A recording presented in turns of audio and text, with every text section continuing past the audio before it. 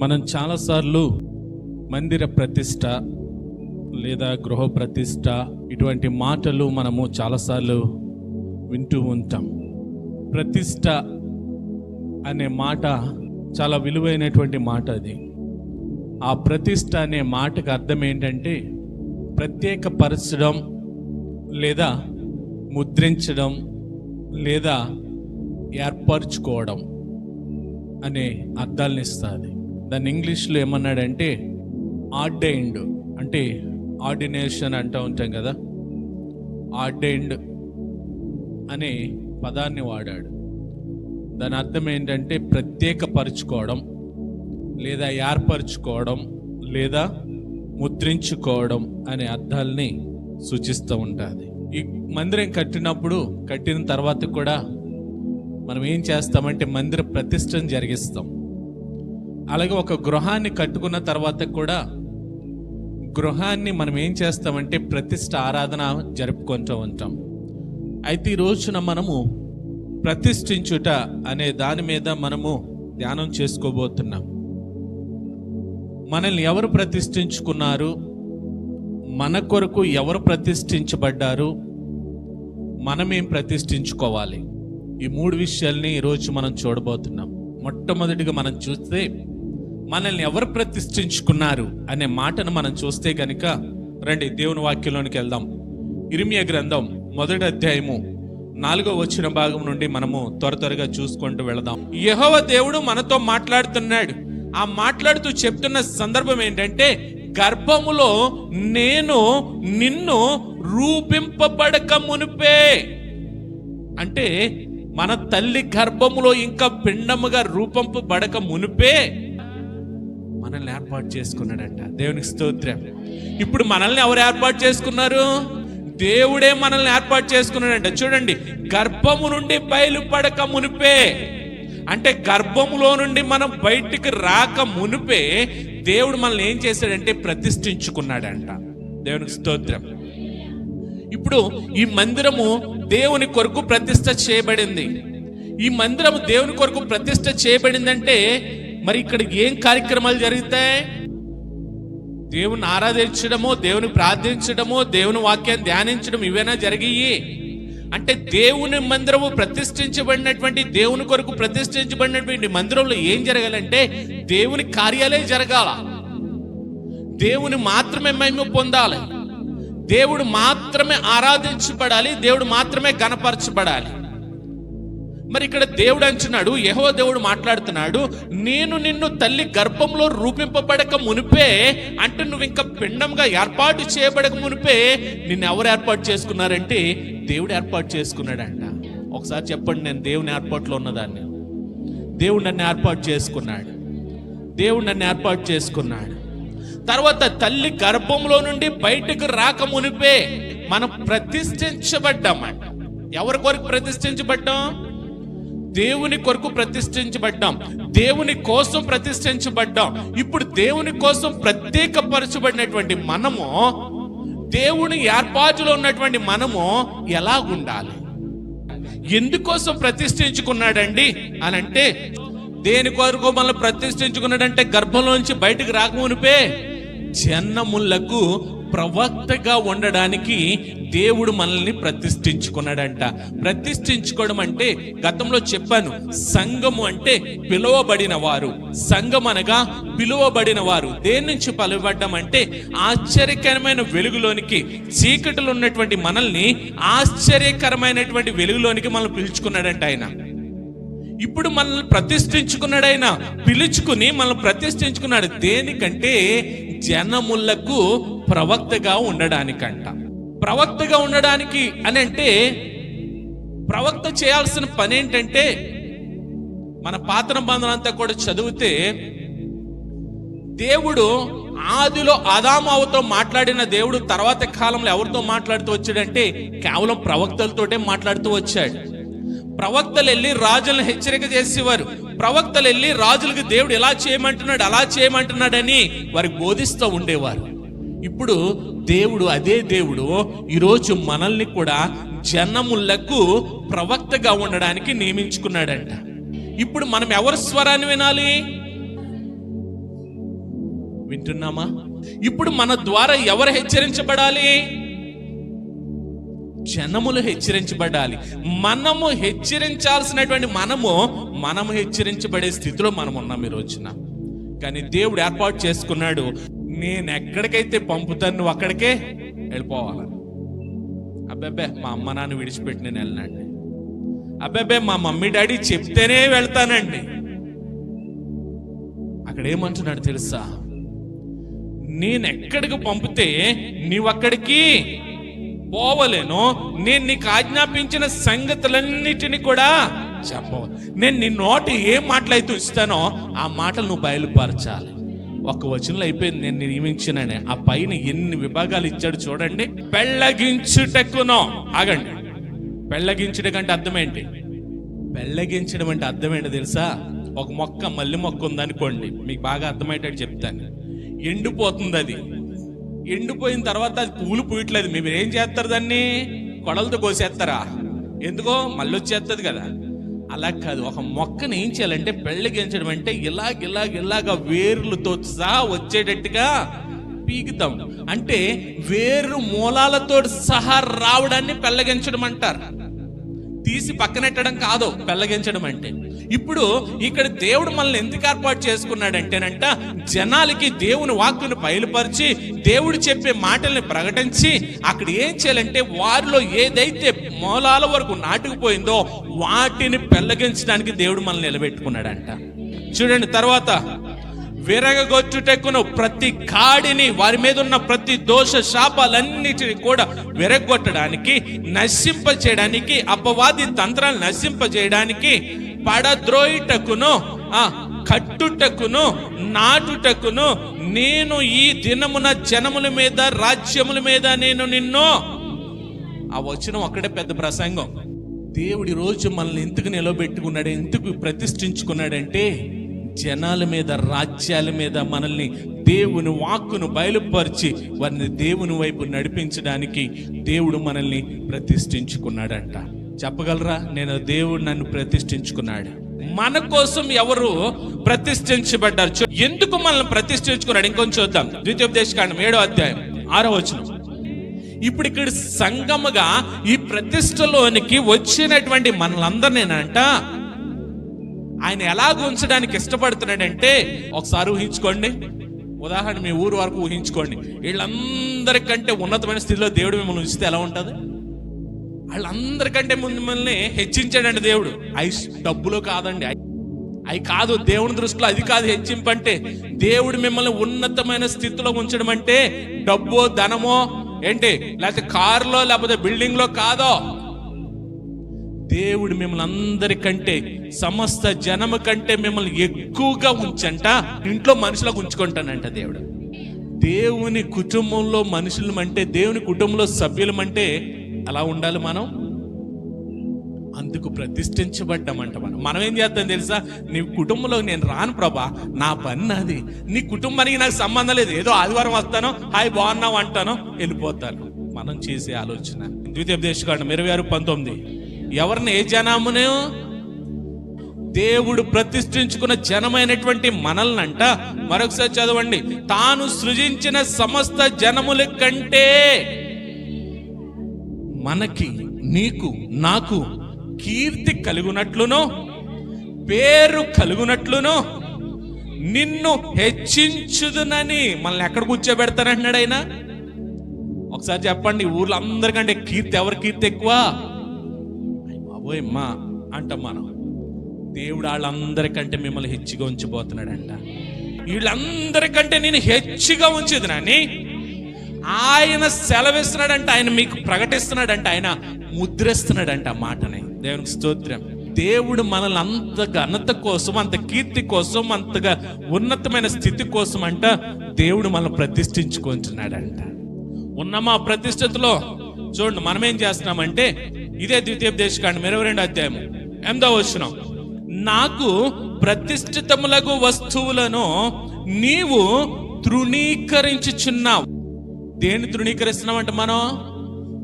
అమ్మా, ఏదైతే దేవుడు ప్రతిష్ఠించుకున్నాడో ఆ ప్రతిష్ఠితను మనం ఏం చేస్తున్నామంటే తృణీకరిస్తున్నామంట.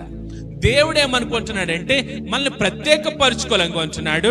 దేవుడు ఏమనుకుంటున్నాడంటే మనల్ని ఏర్పాటు చేసుకోవాలనుకుంటున్నాడు. దేవుడు ఏమనుకుంటున్నాడంటే మనల్ని తన వారిగా ప్రత్యేకపరచుకోవాలనుకుంటుంటే మనమేం చేస్తున్నామంటే దాన్ని తృణీకరిస్తున్నామంట. కానీ దేవుని ప్రతిష్టతలో మనం అడుగు పెడితే, దేవుని ఏర్పాటుకి మనం లోబడితే, దేవుడు ఎక్కడ ఉంచుతాను అంటున్నాడంటే మన పేరు కీర్తి మనం ఉంచాలనుకుంటున్నాడంటే ఉన్నతమైన స్థితిలో ఉంచాలనుకుంటున్నాడు దేవుడు. దేవునికి స్తోత్రం. దేవుడు మన ఎడల కలిగి ఉన్న ప్రతిష్టత అది. దేవుడు మనల్ని ప్రతిష్ఠించుకున్నాడు. ఎందుకంటే ఉన్నతమైన స్థితిలో ఉంచడానికి, అనేక జనాంగాలకి ఒక ఐకాన్గా ఉండడానికి దేవుడు మనల్ని ప్రతిష్ఠించుకున్నాడంట. మరి మన కొరకు ఎవరు ప్రతిష్ఠించుకున్నారు? చూడండి, రోమీయులకు రాసిన పత్రిక 8వ అధ్యాయము 31వ వచనం గాని చూద్దాం. చూడండి, ఇక్కడ ఏమంటున్నాడంటే తన సొంత కుమారుని అనుగ్రహించాడంట. తన సొంత కుమారుని మన కొరకు ప్రతిష్ఠించాడంట ఆయన. దేవునికి స్తోత్రం. ఎవరిని? తన సొంత కుమారుని. ఎవరికి సొంత కుమారుడు? రండి, యోహాను సువార్త 5వ అధ్యాయం 18వ వచనం. యేసుక్రీస్తు ప్రభు ఏం చెప్తున్నాడంటే ఆయనే నా సొంత తండ్రి అంటున్నాడు. ఎవరైనా? తండ్రి యెహోవా దేవుడే నా సొంత తండ్రి అని చెప్తున్నాడు. సొంత తండ్రి ఏం చెప్తున్నాడు తెలుసా? ఆయనే నా సొంత కుమారుడు అని చెప్తున్నాడు. అందుకనే రూపాంతర కొండ మీద అంటాడు కదా, ఈయన నా ప్రియ కుమారుడు, ఈయన యందు నేను ఆనందించుచు ఉన్నాను అంటాడు. దేవునికి స్తోత్రం. ఇప్పుడు తండ్రి ఏం చేశాడంటే మన కొరకు తన సొంత కుమారుని ప్రతిష్ఠ చేసి మన మధ్యకు పంపించాడంట. మనల్ని ప్రతిష్ఠించుకున్నాడు, మనల్ని ప్రత్యేకపరుచుకున్నాడు, మనల్ని ఏర్పాటు చేసుకున్నాడు. మన కొరకు తన సొంత కుమారుణ్ణి మన కొరకు ప్రతిష్ఠించాడు. ఎవరికి ప్రతిష్ఠ చేయబడ్డాం? మన కొరకు ఎవరు ప్రతిష్ఠ చేసుకున్నారు? 2 విషయాలు చూచాం. 3వ విషయంలోనికి వద్దాం. 3వ విషయం ఏంటంటే మనమేం ప్రతిష్ఠించుకోవాలి.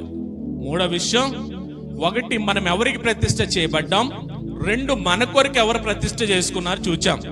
3 మనము ఏం ప్రతిష్ఠ చేసుకోవాలి అనేది మొట్టమొదటిగా మనం చూద్దాం. చూడండి, 1 పేతురు పత్రిక 3వ అధ్యాయము 15వ వచనాన్ని చూద్దాం.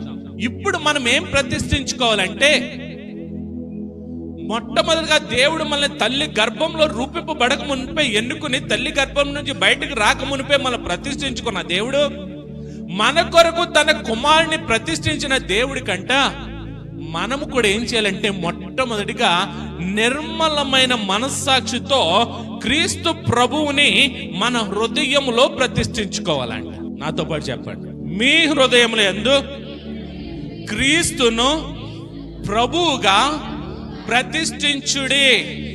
మీ హృదయమందు క్రీస్తును ప్రభువుగా ప్రతిష్ఠించుడి. ఎంతమంది ప్రతిష్ఠించుకున్నారు చెప్పండి ఒకసారి. వచ్చేద్దాం, పరీక్షించుకుందాం. అక్కడ ఏమంటున్నాడు తెలుసా? నిర్మలమైన మనస్సాక్షి కలిగిన వారముగా. నిర్మలమైన మనస్సాక్షి అంటే అర్థమేంటి?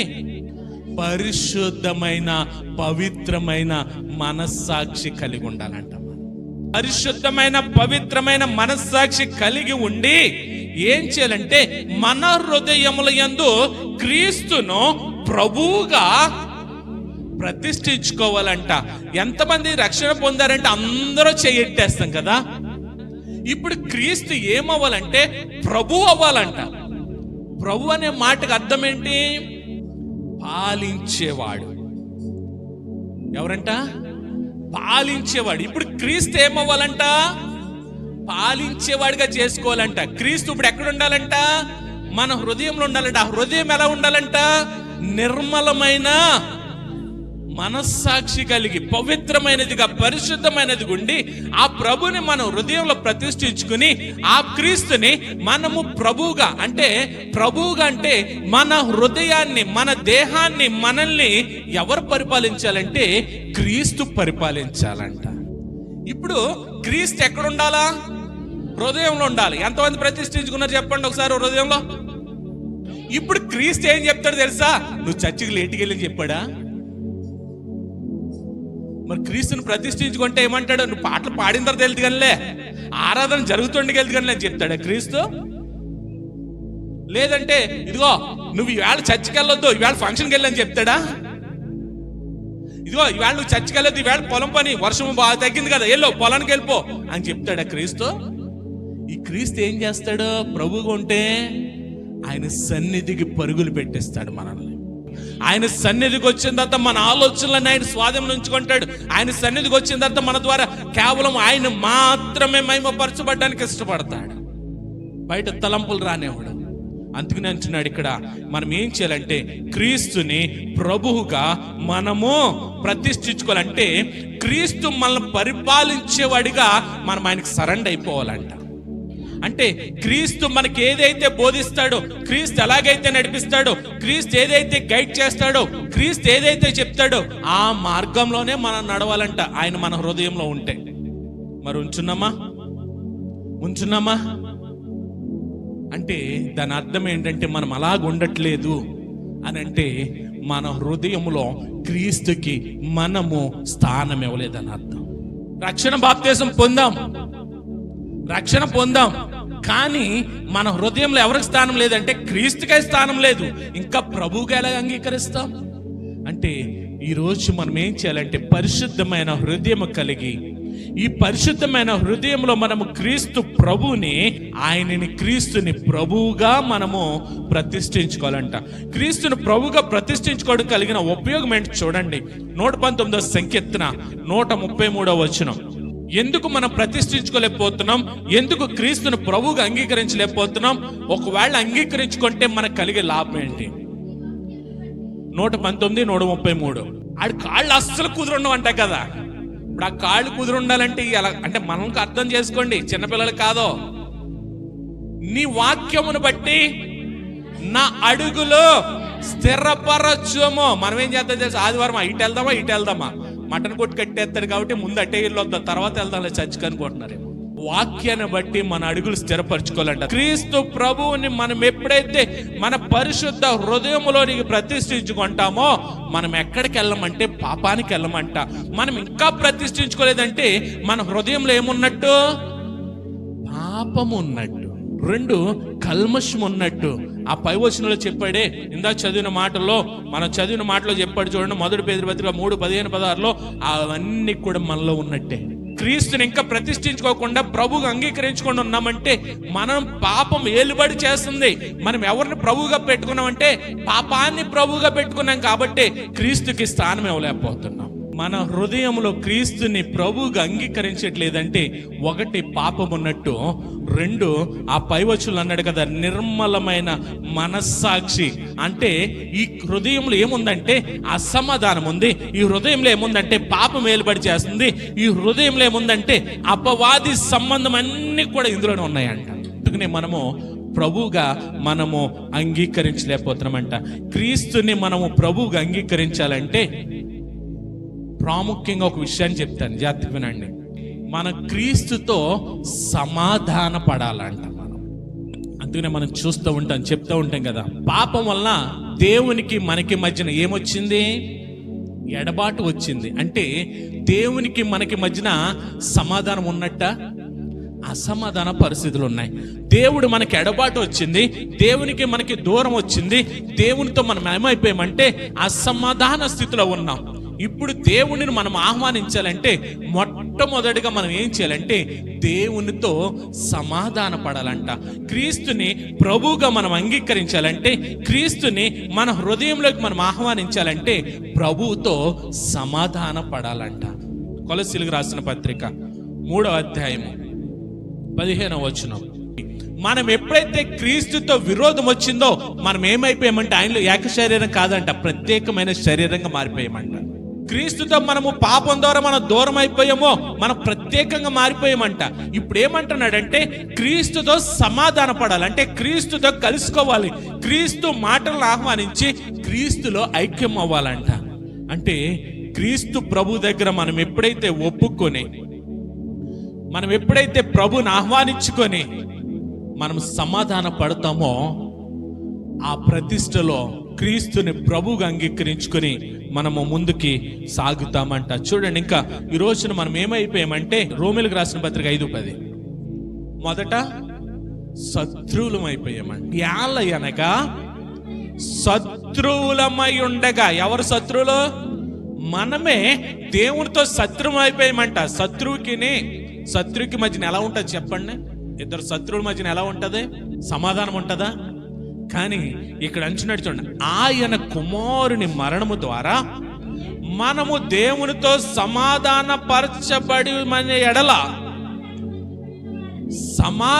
పరచబడిన వారమై ఆయన జీవించడ చేత మరి నిశ్చయముగా రక్షింపబడదుము. ఇప్పుడు సమాధానం ఎవరి ద్వారా వస్తుంది? క్రీస్తు ప్రభు ద్వారానే మనకు సమాధానం వస్తుంది. ఎవరితో సమాధానం వస్తుంది? దేవునితో సమాధానం వస్తుంది.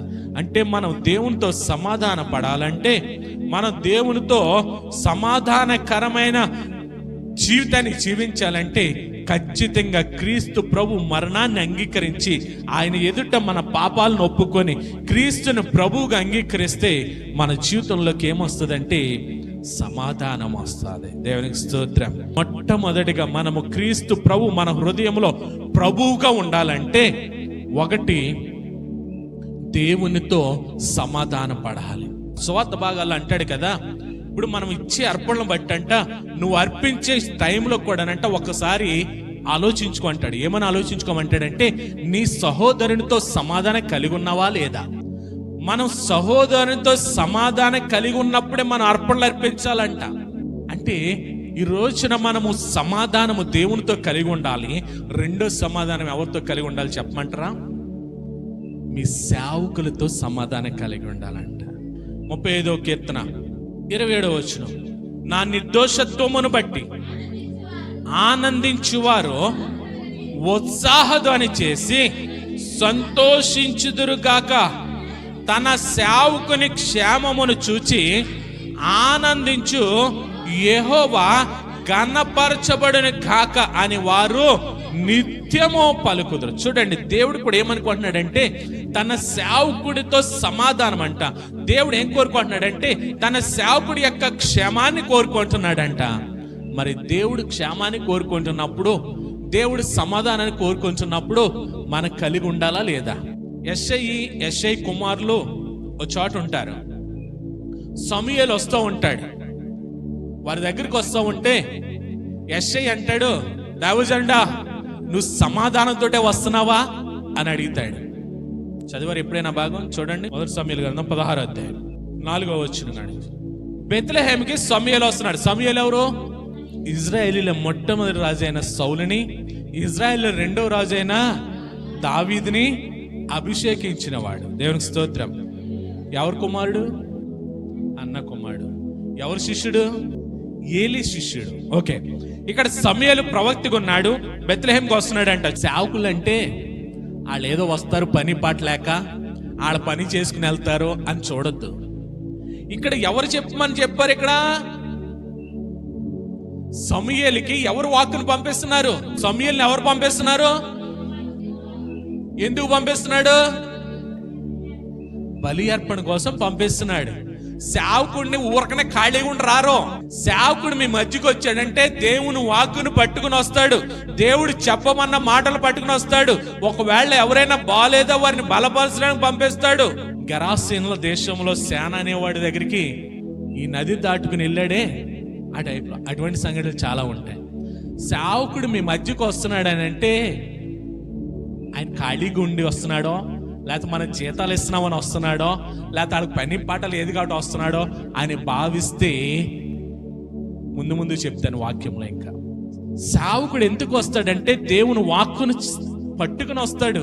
సేవకుడిని దుఃఖపరచకూడదంట. తెలుసా మీకు? హెబ్రీ పత్రికలు అంటాడు, మీ పైనున్న నాయకుడు మిమ్మల్ని గురించి లెక్క అప్ప చెప్పవలసింది. వారు దుఃఖముతో ఆ పని చేసిన ఎడల మీకు నిష్ప్రయోజనము. మాస్టర్ గారు ఖాళీగా ఉన్నారు కాబట్టి వస్తారు. ఆయన ఖాళీగా ఉన్నారు, వాళ్ళకి పనే ఉందండి. వర్షాలు వచ్చినా ఏమొచ్చినా వాళ్ళు వస్తూ ఉంటారు. మా ఖాళీ లేవండి అని అనుకుంటున్నారా?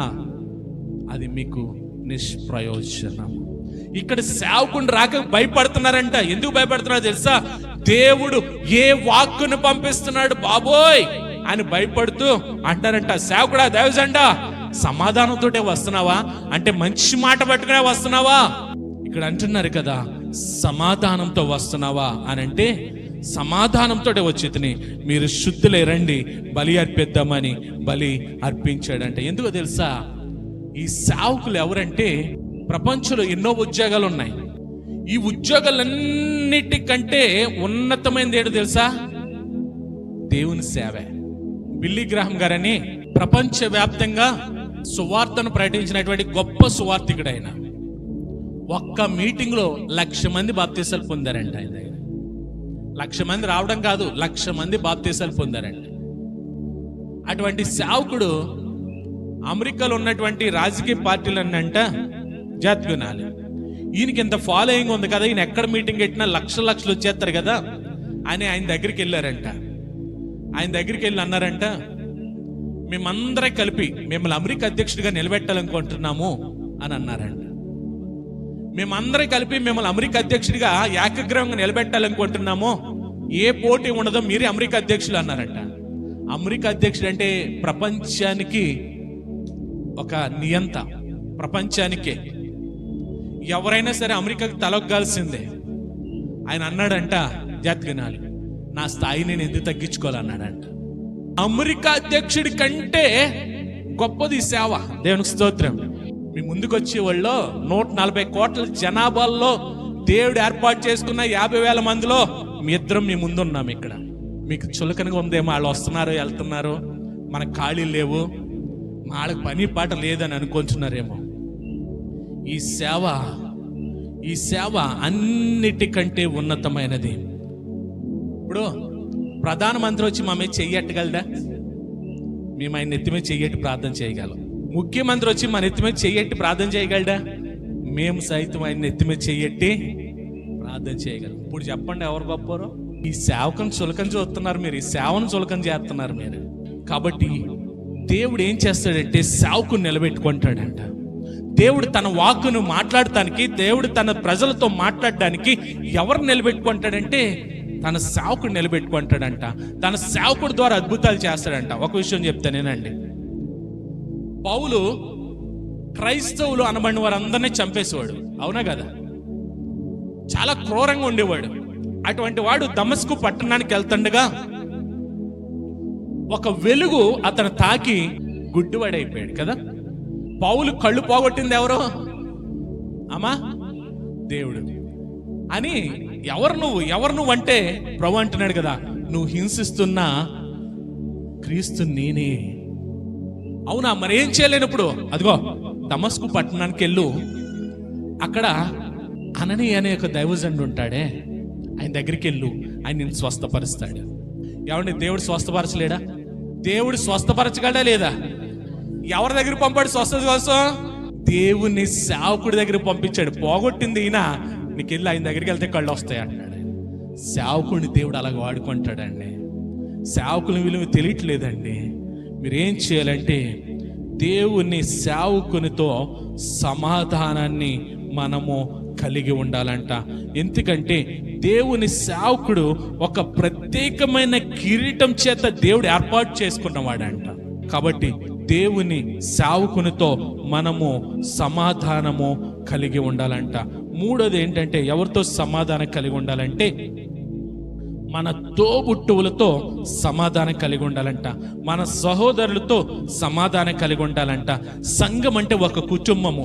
ఈ కుటుంబం అంతా కలిపి సమాధానం కలిగి ఉండాలంట. రండి మత్తయి సువార్త 5వ అధ్యాయము 23వ వచనం గని చూద్దాం.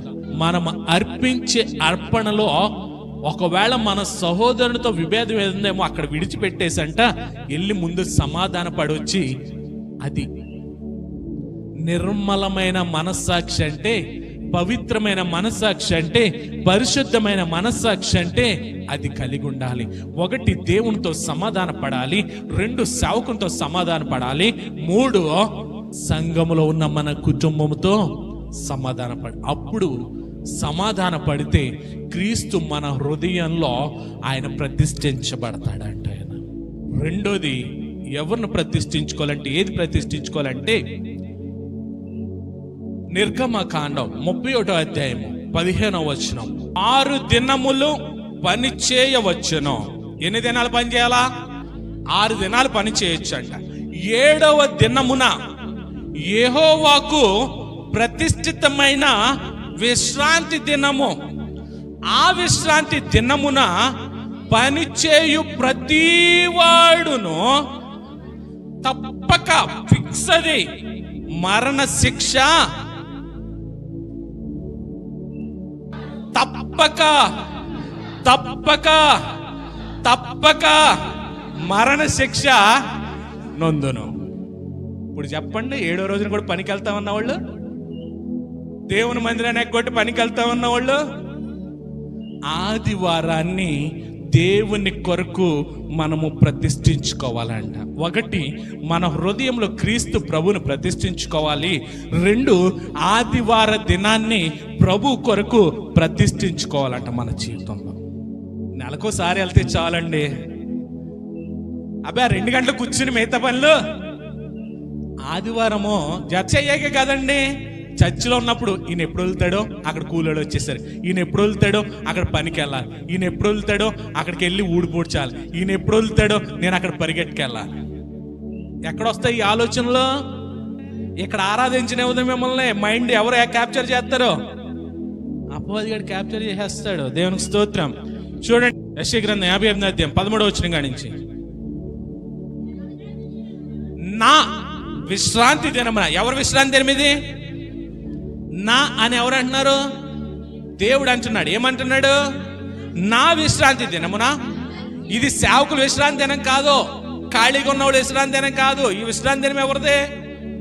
దేవునిదంట. నా విశ్రాంతి దినమున వ్యాపారము చేయకుండా ప్రతిష్టమైన దినమని నీ ఓరకుండిన ఎడల విశ్రాంతి దినము మనోహరమైనదనియు యెహోవాకు ప్రతిష్ఠిత దినమనియు ఘనమైనదనియు అనుకొని దాని ఘనముగా ఆచరించిన ఎడల నీకిష్టమైన పనులు చేయక వ్యాపారము చేయకయు లోక వార్తలు చెప్పుకొనకయు ఉండిన ఎడల. ఆగండి, ఆదివారం రోజున ఏం చేయకూడదంట? నీకిష్టమైన పనులు చేయక వ్యాపారము చేయక అంటే అర్థం ఏంటి? ఆదివారం చర్చ అయిపోయిన తర్వాత అందరూ కూర్చుని మాట్లాడుకుందామే, అవి కూడా పెట్టుకోకూడదంట. అర్థమైకూడదు అని ధిక్కరిస్తే. మరొకసారి చదవండి. లోక వార్తలు చెప్పుకొనకయు ఉండిన ఎడలా నీవు యెహోవాయందు ఆనందించెదవు. ఆ దేశము యొక్క ఉన్నత స్థలం మీద నిన్ను ఎక్కించేదను. నీ తండ్రి అయిన యాకోబు స్వాస్థ్యమును నీ అనుభవంలో ఉంచేదను అని యెహోవా సెలవిచ్చిన వాక్కు ఇదే. ఏమర్థమైంది? అవి ఏమి చేయకుండా ఉంటేనంట దేవుడు మనల్ని ఎలాగ ఆశీర్వదిస్తాడో చూడండి. 14వ వచనంలో, నీవు యెహోవాయందు ఆనందించదు. మన జీవితంలో ఏమొస్తుందంట? అప్పుడు ఆనందం వస్తుందంట. 2, దేశం యొక్క ఉన్నత స్థలం మీద నేను నిన్ను ఎక్కించేది. నువ్వు ఉన్నతమైన స్థితిలో దేవుడు ఉంచుతాడంట. 3, నీ తండ్రి అయిన యాకోబు స్వాస్థ్యమును నీవు అనుభవంలో ఉంచేదవు. 3 ఆశీర్వాదాలు దేవుడు స్టాంప్ వేశాడండి అక్కడ. ఇదే యెహోవా వాక్ అని. ఆ రోజే పనులు వస్తాయి, ఆ రోజే మానేయాలి, ఆ రోజే 2 గంటలు కూర్చొని వచ్చేద్దాం. తర్వాత అంతా మనం ఎక్కడుందాం? గ్రౌండ్ లో మీటింగ్ పెట్టుకుందాం. మరి ఎక్కడుందాం? అక్కడ ఆదివారం దినాన పని చేసినా, లేదంటే వ్యాపారం చేసినా, లేదంటే ఏంటన్నా లోక వార్తలు, లోక సంబంధమైన వాటికి వెళ్ళినా ఈ ఆశీర్వాదాలన్నీ పోగొట్టుకుంటామంట మనం. చూడండి ఇంకేమంటున్నాడో. ఇర్మీయా గ్రంథం 17వ అధ్యాయము 22వ వచనం, మీరెప్పుడైతే పరిశుద్ధ దినాన్ని, విశ్రాంతి దినాన్ని, ఆదివారపు దినాన్ని దేవునికి లోబడి దేవునికి మాత్రమే కేటాయిస్తారో మీ గృహము నిత్యము నిలుస్తుందంట, మీ కుటుంబము నిత్యము నిలుస్తుందంట, మీ ఇంటికి ఉన్నతమైన వారు వస్తారంట, మీరు ఉన్నతమైన స్థితిలో ఉంటారంట. మా వచనం అర్థం అదే. మనం ఏం చేస్తాం? 2 గంటలు కూర్చోంటే చాలండి, మిగతాదంతా మాకు. మామూలుగా బాప్తిస్మం ఇచ్చినప్పుడు ప్రాముఖ్యంగా కొన్ని మాటలు అడుగుతూ ఉంటాం. యేసుక్రీస్తును సొంత రక్షకుడిగా అంగీకరించావా? అంగీకరించానండి. యేసుక్రీస్తు నీ కొరకు చనిపోయి తిరిగి లేచి సమాధి చేయబడి మరల నీ కొరకే రాబోతున్నాడని నమ్ముతున్నావా? నమ్ముతున్నానండి.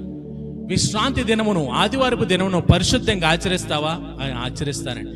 ఈ ఆదివారం కూడా తప్పకుండా ఖచ్చితంగా సంఘ సహవాసంలో పాల్గొంటావా? పాల్గొంటానండి. ప్రతిసారి కూడా క్రమం తప్పకుండా 10వ భాగాల్ని చెల్లిస్తావా? చెల్లిస్తానండి. ఇవన్నీ కూడా ఎక్కడ అడుగుతావు తెలుసా? బాప్తిస్మంలో అడుగుతూ ఉంటాం. అంటే ఒక విధంగా దేవుని దగ్గర ప్రమాణం చేసినట్టు మనం యేసు రక్తంలో కాకుండా ఇంకా ఏ రక్తంలో జోలికి కూడా మేము వెళ్ళాలని ఒప్పుకుంటావా? ఇవన్నీ అడుగుతాం అక్కడ. అదేంటండి అన్నారనుకో, మనం ఏం చేస్తాం తెలుసా? యేసు రక్తంలో కడగబడతాం, అక్కడికి వెళ్ళి బలులు ఇచ్చే కాడికి వెళ్ళి మనము ఆరగించేస్తూ ఉంటాం. ఇవన్నీ అడుగుతూ ఉంటాం.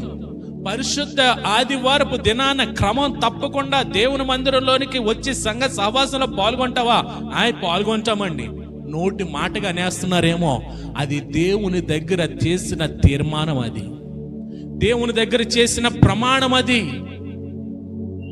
ఒకసారి ఆలోచన చేసుకోండి. ఆదివారాన్ని నిర్లక్ష్యపరుస్తున్నారేమో. ఆదివారం అంటే దేవుని దినమది, దేవుని ప్రతిష్ఠిత దినమది. ఆల్రెడీ నేను ఆదివారం ప్రాముఖ్యతను ఒకసారి చెప్పాను మీకు. ఆ ప్రతిష్ఠ దినంలో ఇప్పుడు మరొకసారి చెప్తాను నేను. బలహీనంగా ఉందనుకోండి, ఒకసారి ఎక్కడికి వెళ్తారు చెప్పండి అమ్మా? హాస్పిటల్కి పరిగెట్టేస్తారు. మరి దేవుడే స్వస్థపరచువాడు, యెహోవా రాఫా అంటాం కదా, వైద్యులకు పరమ వైద్యుడు అంటాం కదా. మరి ఇప్పుడు పరమ వైద్యుడి దగ్గరికి వస్తారా, లోక వైద్యుడి దగ్గరికి వెళ్తారా? బాగోలేదండి, అందుకుని రాలేదండి. ఇదో కారణం. గతంలో ఒకసారి చెప్పాను కదా, ఒక ఆవిడ సీరియల్ టైం గురించి అని అంటే ప్రార్థన కొట్టేసి, యామ్మ రాలేదంటే విరోచనాలు ఉందామె. ఎందుకని? ప్రార్థనకి వెళ్తే సీరియల్ మిస్ అయిపోతామని. పాస్టర్ గారికే ఏం చెప్పింది? అబద్ధం చెప్పింది. అలాగమ్మా సరే ప్రార్థన చేస్తాను ప్రభా, ఈ విరోచనాలు తగ్గించు ప్రభా అని ప్రార్థన చేసి వెళ్ళిపోయాడు పాస్టర్ గారు. ఆ రాత్రి 12 గంటల నుంచి మొదలైనవి అంట. ఏంటి? దేవుడి దగ్గర అబద్ధాలు ఆడదాం అనుకుంటున్నారేమో. దేవుడు ఎటువంటి దేవుడు తెలుసా? ప్రమాణాలని, ఆ తీర్మానాల్ని చాలా బలంగా తీసుకుంటాడు దేవుడు. మన దేవుడు విమానాన్ని ఎవరు కనిపెట్టారు? రైట్ బ్రదర్స్ కదా. అమెరికా అధ్యక్షుడు అబ్రహాం లింకన్ గారు, ఇది వరకు మనం ఎక్కడికైనా వెళ్ళాలంటే షిప్పులు వెళ్ళాలి, బాబలే సమయం ఆదా అవుతుంది, చాలా తక్కువ టైంలో వెళ్ళిపోతున్నాం కదా. ఎవరు కనిపెట్టారంటే పలానా రైట్ బ్రదర్స్ కనిపెట్టారు అన్నారంట. అయితే వాళ్ళని పిలవండి, వాళ్ళకి సన్మానం చేద్దామన్నాడంట. సన్మానం చేద్దామని అంటే ఆ వైట్ హౌస్ వాళ్ళు అందరూ ఏం చేశారంటే ఆయనకి లెటర్ రాశారంట. పలానా ఆదివారం దినాన మీ రైట్ బ్రదర్స్ మీకు సన్మానం చేయాలని అమెరికా అధ్యక్షుడు వారు నిర్ణయించుకున్నారు, కాబట్టి మీరు పలానా ఆదివారం దినాన్ని రావాలని లెటర్ రాసి కింద అమెరికా అధ్యక్షుడు అబ్రహాం లింకన్ అని సంతకం పెట్టి పంపించారంట. ఆదివారం రోజున ప్రభు దినం, అది మాకు సన్మానం వద్దు, ఏమొద్దు, ఆదివారం మేము ఎక్కడికి రామన్నారంట. మనం ఏం చేస్తాం తెలుసా? ఆదివారం పెళ్ళి ఉందండి, ఆదివారం భోజనాలండి, భోజనాలు ఇంట్లో తినరా? నా తెలవక అడిగితే ఈ మధ్యన ఇదో ఫ్యాషన్ అయిపోయింది, ప్రతి ఒక్కరు ఆదివారం లేట్ చేస్తున్నారు. అపవాది పన్నాగం అది. ఆదివారం కేవలం ప్రభు దినము, ప్రభు కొరకు మాత్రమే. మీరు అనుకుంటున్నామో 2 గంటలు ఆరాధించేసాం కదా, 2 గంటలు దేవుని సన్నిధిలో, మరి మిగిలిన సమయం దేవుని స్తుతించడానికి పనికిరాదా? మిగిలిన సమయం దేవుని ఆరాధించడానికి పనికిరాదా? మిగిలిన సమయం అంతా ఈ సంఘ సహవాసం నుంచి ఇంటికి వెళ్ళిన తర్వాత కుటుంబ సహవాసం ఉండాలి, మిగతా సమయం వ్యక్తిగత సహవాసం ఉండాలి. మరి ఇవన్నీ ఎక్కడా? అబ్బే సంఘ సహవాసం చాలండి, అక్కడ తోటి సరిపెట్టేస్తున్నాం. కుటుంబ సహవాసం ఏది? వ్యక్తిగత సహవాసం ఏది? ఆదివారం రోజునే ప్రభు కొరకు మనం ప్రతిష్ఠించుకోవాలి. ఆ రోజునే మనకి ఏం గుర్తుకొస్తాయి తెలుసా? ఆదివారం వస్తుంది కదా, మంచిగా మటన్ తెచ్చుకుని బిర్యానీ చేసుకుందాం, చికెన్ తెచ్చుకుని బిర్యానీ చేసుకుందాం. ఆదివారాల రోజునే గుర్తుకొస్తాయి. పొద్దున్నేళ్ళు పట్టుకొస్తారు, కరెక్ట్గా రెడీ అయ్యటానికి భర్తలు ఏం చేస్తారు తెలుసా? తెచ్చి ముందెడతారు. ఏం చేయాలి? ఇప్పుడు వచ్చేటప్పటికి ఆవురు అంటారు కాబట్టి వండేసి వెళ్దాంలే, ఆరాధన మధ్యలో వెళ్ళినా పర్వాలేదు. ఇప్పుడు దేనికి? గత వారం వాక్యం గుర్తుందా మీకు? దేనికి ప్రాధాన్యత ఇస్తున్నారు? ఇప్పుడు కూరకు ప్రాధాన్యత ఇస్తున్నారా, దేవుడికి ప్రాధాన్యత ఇస్తున్నారా? దేవుడికి ప్రాధాన్యత ఇచ్చే కూరంతా వండేసుకుని వెళ్ళొద్దాం అనుకోరో. దేవునికి ప్రాధాన్యత ఇస్తే దేవుడి కోసం పరుగులు పెట్టుకుని వస్తారు. ఆదివారం ప్రభు దినం, రిఫరెన్స్ నోట్ చేసుకోండి కావాలంటే. ప్రభు దినం ప్రభు కొరకే మనము ప్రతిష్ఠించుకోవాలి. మూడోది ఏంటంటే, 1 ప్రభుని మన హృదయంలో ప్రతిష్ఠించుకోవాలి. 2 ఆదివారం ప్రభు కొరకే మన జీవితాలను ప్రతిష్ఠించుకోవాలి. 3వది దశమ భాగం ఇవ్వడం కొరకు ప్రతిష్ఠించుకోవాలంట. అర్పణలు ఎన్నుంటాయనేది చూపించి ముందుకెళ్తాను నేను. ఎహెజ్కేలు గ్రంథం 20 అధ్యాయం 40వ వచనం. నిజముగా ఇజ్రాయేలుల ఉన్నతమైన కొండయగు నా పరిశుద్ధ పర్వతమందు దేశములోనున్న ఇజ్రాయేలు అందరూ నాకు సేవ చేయుదురు. ఇదే ప్రభువైన యెహోవా వాక్కు. అచ్చటనే నేను వారిని అంగీకరించేదను. అచ్చటనే మీ ప్రతిష్ఠితమైన అర్పణలను, మీ ప్రథమ ఫలదానములను, ప్రతిష్ఠితములకు మీ కానుకలన్నింటినీ నేను అంగీకరించేదను. సొలొమోను కాలం వరకు కూడా దేవాలయం కట్టక ముందు అర్పణలు ఎక్కడ అర్పించేవారంటే ఎత్తైన కొండ మీదకి వెళ్ళిపోయేవారంట. ఎత్తైన కొండ మీదకి వెళ్ళిపోయి అక్కడ అర్పణలు అర్పించేవారంట. దేవుడు చెప్తున్నాడు చూడండి ఈ అర్పణలు ఏంటో. అచ్చటనే మీ ప్రతిష్ఠిత అర్పణలు, 2 ప్రథమ ఫలదానములు, 3 ప్రతిష్ఠితములకు కానుకలు. 3 రకాల అర్పణలు ఉన్నాయి. ఎప్పుడన్నా విన్నాం ఈ మాట? అమ్మా కానుకెత్తే చాలండి అని అనుకుంటున్నాం కదా. 3 రకాల అర్పణలు దేవుడికి ఇవ్వాలంటే మనం ఏంటంటే అది ప్రతిష్ఠిత అర్పణలు, ప్రథమ ఫల అర్పణలు, ప్రతిష్ఠిత కానుకలు. ఎన్ని అర్పణలు ఇవ్వాలి దేవుడికి? ఇప్పుడు ప్రతిష్ఠిత అర్పణలో ప్రతి సంవత్సరము కూడా మనం దేవాలయంలో ఇవ్వాలంట. అంటే సంవత్సరం ఒకసారి కానుకెత్తే సరిపోద్దండి. ప్రతిష్ఠిత అర్పణ అనేది మందిరంలో ఏ అవసరత ఉందో దాన్ని ప్రతి సంవత్సరం కూడా మనం ఇస్తూ ఉండాలంట. అబ్బాయి మేము కానుకిస్తున్నాం కదండి, కానుక కాదో ప్రతిష్ఠిత అర్పణ. ఆ వస్తువుని ఇదిగో ఇది తీసుకొచ్చారు, దీన్ని ప్రతిష్ఠ చేస్తాం, దీని ప్రతిష్ఠగా ఉంది. ఇది తీసుకొచ్చాం, దాన్ని ప్రతిష్ఠ చేస్తాం, ప్రతిష్ఠగా ఉంది. ఈ వస్తువు తీసుకొచ్చాం, ప్రతిష్ఠ చేస్తాం, ప్రతిష్ఠ. ఆ వస్తువుని తీసుకొచ్చాం, ప్రతిష్ఠించాం. ఈ సౌండ్ తెచ్చారు, సౌండ్ని ప్రతిష్ఠించాం. లైట్లు తెచ్చారు, లైట్ను ప్రతిష్ఠించాం. చైర్స్ తెచ్చారు, చైర్స్ని ప్రతిష్ఠించాం. అలాగా మీరు ఏదైనా ప్రతిష్ఠిత అర్పణ తీసుకొచ్చారా మందిరంలోకి? ఆ ఇన్వర్టర్ తెచ్చారు, దాన్ని ప్రతిష్ఠిత ప్రార్థన చేసాం. అలాగే ఏదైనా ఇచ్చారా? మన ఇంట్లో ఏది అవసరమో ప్రతిదీ కొనేస్తాం. మందిరములో ఏదైతే అవసరం ఉందో దాన్ని ప్రతి సంవత్సరం కూడా ప్రతిష్ఠిత అర్పణగా తేవాలి. కానుక ఇచ్చేస్తున్నాం కదండి, కానుక కాదు, ప్రతిష్ఠిత అర్పణ. మందిరము కొరకు ఇది ఎవరిదంటే దేవుడు నివసించే స్థలము, దేవుడు ఏర్పాటు చేసుకున్న స్థలము, దేవునిచే నిర్మించబడిన స్థలము, దేవుడు మనల్ని కలుసుకోవడానికి నిలవబెట్టబడిన స్థలం ఇది. మన ఇంట్లో మనం ఉంటాం కాబట్టి బెడ్ ఉంది, మనం ఉంటాం కాబట్టి ఆ ఫ్యాన్ ఉంది, అది ఉంది, ఇది ఉంది అని అన్ని సమకూర్చుకుంటున్నామే. మరి దేవుని మందిరంలో దేవుడు నివసించడానికి అనువుగా ఉండవసరం లేదా? దేవుడి మందిరంలో దేవునికి అవసరతలు ఉండవా? మనం ఆయన ఆరాధించడానికి అవసరతలు ఉండవా? ఆయన కలుసుకోవడానికి అవసరతలు ఉండవా? ఏం అవసరం ఉన్నాయండి? నన్ను అడగండి, నేను చెప్తాను ఏం అవసరాలు ఉన్నాయో. ప్రతిష్ఠిత అర్పణలో 2 ప్రథమ ఫల అర్పణలు. ప్రథమ ఫల అర్పణ కొంతమంది తీసుకొస్తున్నారులే అండి, దేవుని స్తోత్రం. ఇక్కడ డబ్బాలు ఎన్ని ఉన్నాయి? మనం ఏం చేస్తాం తెలుసా? తినే ప్రతి దాంట్లో కూడా తీయాలంట. అవన్నీ ఎందుకంటే మీరు తింటలేదు కదా, నా కోసం కాదు, దేవుని మందిరంలో తేవాలంతే. ప్రథమ ఫలాలు ఏదైతే వస్తున్నాయో ప్రథమ ఫలాలు బాగానే తేవాలి ఇక్కడికి. నేను చెప్తున్నమాట కదా, దేవుడు చెప్తున్నమాట. అక్కడ 2 ప్రతిష్ఠిత కానుకలు. వాటిని తీసుకొస్తేనంట మీ కానుకలన్నిటినీ నేను అంగీకరించేదను. దేవునికి స్తోత్రం. ఇంకా చూడండి ఇంకేం తేవాలో చెప్తాడు. లేవికాండం 27వ అధ్యాయం 30వ వచనం కానించి, భూధాన్యములలోనేమి అంటే, భూధాన్యాలంటే పండించే పంటలో గాని, వృక్ష ఫలముల్లో గాని, భూ ఫలములన్నిటిలో 10వ భాగము ఎవరిదది? యెహోవా సొమ్ము. అది యెహోవాకు ప్రతిష్ఠితమగును. ఇప్పుడు ఎవరికి ప్రతిష్ఠించాలి? అవన్నీ మాలు కానుకిచ్చేద్దామండి ఆయన అడుగుతున్నాడు అక్కడ. తర్వాత చదవండి. ఒకడు తాను చెల్లించవలసిన 10వ భాగంలో దేనినైనను విడిపింపగోరిన ఎడల దానిలో 5వ వంతును దానితో 10వ భాగాన్ని తగ్గించి 5వ భాగం ఇమ్మని కాదు,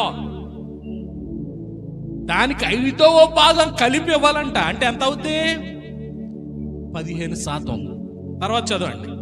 గోవులలోనే గాని గొర్రె మేకల్లోనే గాని కోళ్ళ క్రింద నడిచినన్నిటిలోనూ 10వ భాగము. ఏం చెప్పాడో మరొకసారి చదువుకోండి ఇంటికి వెళ్ళాక. దేవునికి స్తోత్రం. ఇంకా చూడండి, పాస్టర్ గారు అడిగితలేదు కదా అని అనుకుంటున్నారా మీరు? దేవుడు అడుగుతున్నాడు. ద్వితీయోపదేశకాండం 23వ అధ్యాయం 21వ వచనం, నీవు నీ దేవుడైన యెహోవాకు మ్రొక్కుకొనిన తరువాత ఆ మ్రొక్కుబడిని చెల్లించుటకు తడువు చేయకూడదు. ఆగండి, అంటే అర్థం ఏంటి? దేని లేట్ చేయకూడదు? ఉసుక్కుని మాట అనేస్తాం. మొన్న కావాలి నాకు ఫోన్ చేసింది, పాస్టర్ గారు 12 రోజులు భోజనం మేమే పెట్టుకుంటామండి అంది. నన్ను సరే అమ్మా అన్నాను. ఈ లోపల ఎవరు అరేంజ్ చేస్తున్నారంట, వాళ్ళు అరేంజ్ చేస్తున్నారంటే అండి మేము తర్వాత పెడతాండి. మర్చిపోయారు ఆ విషయాన్ని, గుర్తు రావులేండి, మర్చిపోయిన సంఘటనలు గుర్తురావు త్వరగా.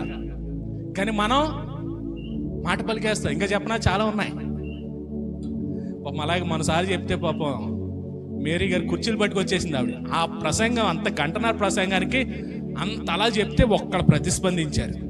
ఏమంటున్నాడు? తడువు చేయకూడదంట. మీరు మొక్కుకున్న మొక్కులో మరొకసారి చదువు, నీవు నీ దేవుడైన యెహోవాకు మొక్కుకున్న తర్వాత ఆ మొక్కుబడిని చెల్లించుటకు తడువు చేయకూడదు. నీ దేవుడైన యెహోవా తప్ప నీ వలన మరొకసారి, నీ దేవుడైన యెహోవా తప్పక నీ వలన దానిని రాబట్టుకొను. ఆయనకి తెలుసు అంటే ఎలా లాక్కోవాలో, ఆయనకి తెలుసు అంటే ఎలా రాబట్టుకోవాలో. మీరు మొక్కులు మీరు మర్చిపోవచ్చు, కానీ ఆయనకి తెలుసు అంట వాటిని ఎలా రాబట్టుకోవాలో ఆయనకి తెలుసు అంట. దేవుని స్తోత్రం. అది ఏమవుతుందంటే తర్వాత చదవండి, అది నీకు పాపమగును. ఏది? మొక్కుకున్న మొక్కుబడులు చెల్లించక వదిలేస్తే, చెల్లించక విడిచిపెట్టేస్తే, ఆ పాస్టర్ గారికి కదా మనం చెప్పామనేసుకుంటే ఏమవుతుందంటే అది. దేవునికి స్తోత్రం. Hallelujah. Thank you Jesus, thank you lord. చూడండి, సంఖ్యాకాండం 18వ అధ్యాయం 25వ వచనం, మోషే యెహోవాకు ఎలాగ సరే నీవు లేవీయులతో ఇట్లనుమో, నేను ఇశ్రాయేలీయుల చేత మీకు స్వాస్థ్యముగా ఇప్పించిన దశమ భాగమును మీరు వారి యొద్ద పుచ్చుకొనున్నప్పుడు మీరు దానిలో అనగా దశమ భాగమును యెహోవాకు ప్రతిష్టార్పణముగా చెల్లించాలని. జాగ్రత్తగానండి, ఇప్పుడు చాలా మంది దశమ భాగాలు తెస్తున్నారు. ఈ దశమ భాగాలు తెచ్చేస్తున్నారు కదా, ఈ దశమ భాగంలో మేము ఏం చేయాలంటే ఈ దశమ భాగం తీసి దేవునికి ఇవ్వాలంట మేము. అర్థమైందండి? దశమ భాగం తెచ్చేస్తున్నారే, ఈ దశమ భాగంలో అబ్బా శుభ్రంగా తినేసి కార్లు కొనుక్కొని తిరిగిదామనుకుంటే కుదరదు. ఈ దశమ భాగములో కూడా మనం ఏం చేయాలంటే దశమ భాగాన్ని తీసి దేవునికి ఇవ్వాలంట. ఎందుకంటే ఈ దశమ భాగము చూడండి, ఇంకా ఈ దశమ భాగం ఎవరిది అవుతుంది అంటే సంఖ్యాకాండం 5వ అధ్యాయం 9వ వచనం, ఇశ్రాయేలీయులు యాజకునికి తెచ్చు ప్రతిష్టమైన వాటన్నిటిలో ప్రతిష్ఠించబడిన ప్రతి వస్తువు. ఇప్పుడు చెప్పండి, ఎవరిదే ప్రతిష్ఠిత వస్తువు? ఎవరిదే అమ్మా? తర్వాత ఎవడైనాను ప్రతిష్ఠించినవి అతను వగును. ఎవడైనాను యాజకునికి ఏమైనాను ఇచ్చిన ఎడలా అది అతని తగునని చెప్పాను. దేవునికి స్తోత్రం. మేము పాడు చేసేవాళ్ళం కాదు. ఆ వచ్చే కానుకను మరలా ఏదో కార్యక్రమానికి వాడతాం తప్పితే వాటితో తినేసి సుఖించే రకం కాదు మేము. కానీ మనం విధిగా చెల్లించాల్సినటువంటి దాన్ని, మనం విధిగా దేవునికి ఇవ్వాల్సిన దాన్ని ఖచ్చితంగా మనం ఎప్పుడైతే దేవునికి ప్రతిష్ఠిత అర్పణగా, దేవునికి ప్రథమ ఫల అర్పణగా, దేవునికి ప్రతిష్ఠిత కానుకగా మనం ఎప్పుడైతే అర్పిస్తామో ఖచ్చితంగా దేవుడు అచ్చి ఉండే దేవుడైతే కాదంట. అచ్చి ఉండే దేవుడే. మీరు అనుకోవచ్చు ఇది ప్రతిష్ఠిత కానుక ఏంటండి, నేను ఇస్తున్నది కదా అని. మలాకి గ్రంథం 3వ అధ్యాయం 8వ వచనంలో అంటున్నాడు కదా. ఏమంటున్నాడు అంటే మనం కానుక అని అనుకుంటున్నాం, కానీ దేవుడు దాన్ని ఏమనుకుంటున్నాడంటే ప్రతిష్ఠిత అర్పణ అనుకుంటున్నాడు. మానవుడు దేవుని యొద్ద దొంగిలునా అయితే మీరు నా యొద్ద దొంగిలితిరి. దేని విషయములో? మేము నీ యొద్ద దొంగిలితమని మీరందరూ 10వ భాగమును ఏంటంట 2 చెప్తున్నాడు. 1 10వ భాగమును, 2 ప్రతిష్ఠ అర్పణలను ఈయక దొంగిలితిరి. ప్రతిష్ఠిత అర్పణలు అంటే దేవుని మందిరములో ఏది అవసరమో ప్రతి దాన్ని కూడా మనము తీసుకొచ్చేవాళ్ళంట. దాన్ని ఇవ్వటలేదంటే మనం దాన్ని దొంగిలిస్తున్నట్టు. రెండోది దశమ భాగాన్ని మనం దొంగిలిస్తున్నట్టు అంట. ఏమై ఉన్నాయంటే దేవునికి ప్రతిష్ఠితమైనవి అంటాయి. ప్రతిష్ఠితమైన కానుక, ప్రతిష్ఠితమైన అర్పణ, ప్రతిష్ఠితమైన ప్రథమ ఫలాలు, ప్రతిష్ఠితమైన దశమ భాగం, ఇవన్నీ కూడా దేవునికి ఇవ్వడానికి మనము ప్రతిష్ఠించుకోవాలంటే. ఇంకా చాలా ఉన్నాయి కానీ 4వది ఏంటంటే నిర్గమకాండం 13వ అధ్యాయము 1వ వచనం. మరియు యెహోవా మోషేతో ఇలాగు సెలవిచ్చెను, ఇశ్రాయేలీయులలో మనుష్యుల యొక్కయో పశువుల యొక్కయో ప్రథమ సంతతి అనగా ప్రతి తొలిచూలు పిల్లలను నాకు ప్రతిష్ఠించుము, అది నాది అని యెహోవా చెప్పాను. 4వది ఏంటంటే ఏం ప్రతిష్ఠించాలంటే దేవుడు తన వాక్కు చేత మోషేకి ఆజ్ఞాపిస్తున్నాడు. ఏంటో ఏనండి మరొకసారి, ఇశ్రాయేలీయులలో మనుష్యుల యొక్కయో పశువుల యొక్కయో ప్రథమ సంతతి. ఎవరంట? ప్రథమ సంతతి అనగా ప్రతి తొలిచులది, అనగా ప్రతి మొదటి బిడ్డ, ప్రతి మొదటి బిడ్డ దేవునికి ప్రతిష్ఠించాలంట. ఆ మొదటి బిడ్డ ఎవరిదంటే దేవునిదంట. అది దేవుడు ఎందుకు ఇచ్చాడు? మమ్మల్ని బతుకు రేపు పొద్దున మమ్మల్ని మాకు పోషించడానికి దేవుడు కొడుకునిచ్చాడు, కూతుర్ని ఇచ్చాడు. బిడ్డలు ఎందుకు ఇచ్చాడు? మమ్మల్ని పోషించడానికి. దేవుడు ఎందుకు ఇచ్చాడు? మేము సంపాదించి వాళ్ళకి పెట్టడానికి కాదా? మీ ప్రతి తొలిచూలు బిడ్డని, మీ మొదటి బిడ్డని ఎవరికి ఇవ్వాలంటే దేవునికి ఇవ్వాలంట.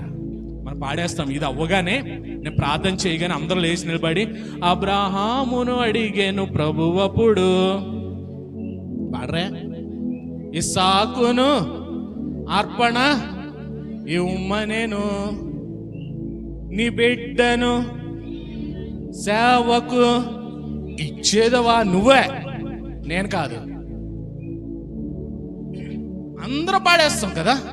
అబ్రహాంని అడిగాడు ఇస్సాకు నిమ్మని, మరి నీ బిడ్డను సేవకిస్తావా? ఎవరు పాడుతున్నారు పాట? ఎవరిని అడుగుతున్నారు మీరు? దేవుణ్ణా? దేవుణ్ణా? నీ బిడ్డను నువ్వు సేవకి ఇచ్చేదవా? ఎవరిని అడుగుతున్నారు మీరు పాడతా? మనమేమో ఎదుటోళ్ళని అంటాం కదా. ముందు మట్టుకు వాగ్దానం చేసేస్తాం, ప్రభా మగబిడ్డనిచ్చామంటే సేవకుడు చేస్తాను ప్రభా. ఆడి కొంచెం ఎదుగుతుండగా ఈ రేపు పొద్దున్న 100 రూపాయలు తెస్తంటే అయ్యో బాబోయ్ నా కొడుకు నేను పోషించేస్తున్నాడు చప్పట్లు ముడిసిపోతాం. రేపు పొద్దున్న రోజు మమ్మల్ని వాడికి పని నేర్పోతే ఎలాగంటే రేపు పొద్దున్న మమ్మల్ని ఎవడు పోషిస్తాడండి, ఆడు ఎవడు సంపాదిస్తాడు. ఇందా చెప్పాను కదా, సేవ అన్నిటికంటే ఉన్నతమైనది. ఎంతమంది అర్పించారు మీ తొలి బిడ్డలని సేవకే? అమ్మా దేవుడు ఆజ్ఞాపిస్తున్నాడు ఇక్కడ. నిర్గమకాండం 13వ అధ్యాయం 1-2 వచనాల్లో అంటున్నాడు, మీ తొలిచూలు బిడ్డ, మీ తొలిచూలు బిడ్డ, అది మగైనా ఆడైనా అది నాది అంటున్నాడు అక్కడ దేవుడు. ఈ రోజున 4 విషయాలు నేర్చుకున్నాం. 1, క్రీస్తు ప్రభుని మన హృదయంలో ప్రతిష్ఠించుకోవాలి. 2, ఆదివార దినాన దేవుని మందిరంలో మనము ప్రతిష్ఠించుకోవాలి. 3, ప్రతిష్ఠిత అర్పణలు, ప్రథమ ఫలపు అర్పణలు, ప్రతిష్ఠిత కానుకలు, దశంభాగ కానుకలు అర్పించడానికి ప్రతిష్ఠించుకోవాలి. 4, మన తొలిచూలు బిడ్డను ప్రభుకి అర్పించడము, ప్రతిష్ఠించడం మనము నేర్చుకోవాలి. ఎప్పుడైతే నేర్చుకుంటామో, దేవుడు మన కొరకు తన కుమారుణ్ణి ప్రతిష్ఠించాడు, మనల్ని ఆయన ప్రతిష్ఠించుకున్నాడు. ఆ ప్రతిష్ఠిత నిబంధన మన జీవితంలో నెరవేరాలంటే ఖచ్చితంగా ఈ 4 మన జీవితంలో జరిగి ప్రతిష్ఠించుకుని తీరాలి ఖచ్చితంగా. మనం ఏం చేస్తాం తెలుసా? ఈ పాట వచ్చా మీకు? నేనేమై ఉన్నాను పాడండి మొదటి నుంచి. నేనేమై ఉన్నాను నీ దయ వలనే ప్రభువా,